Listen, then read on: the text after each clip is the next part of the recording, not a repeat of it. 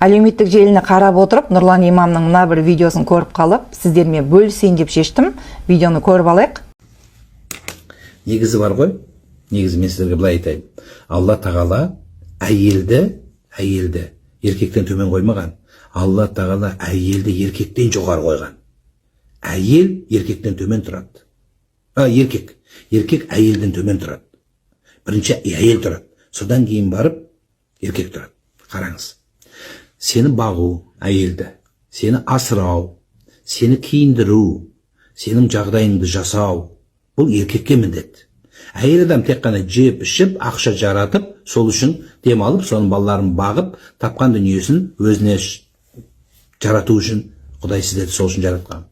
Егер әйел адамды жұмысқа шығарсақ, онда еркек сияқты дүние тапатын болып, сен жұмысқа араласып, сен төмен түскен боласың. Демалып, рахаттанып, сол үшін жаратылған әйел адам.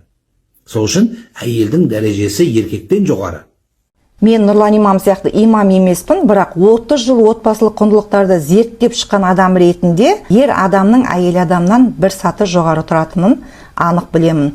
Бұл Құранда Бақара сүресінде 228 аятпен түсірілген. Бұл жерде әйел адамның дәрежесін түсіру үшін емес, керісінше ер адам сол әйел адамға қорған болу үшін және отбасылық жауапкершілікті алу дәрежесі берілген. Ал әйелдердің орны аналар үшін жәннат, ананың табанының астында деген ең жоғарғы дәреже, әйелдер үшін күйеуіне мейірім, сүйіспеншілік беру, ал қыздар үшін ол әкенің ары, отбасының берекесі дәрежелер берілген.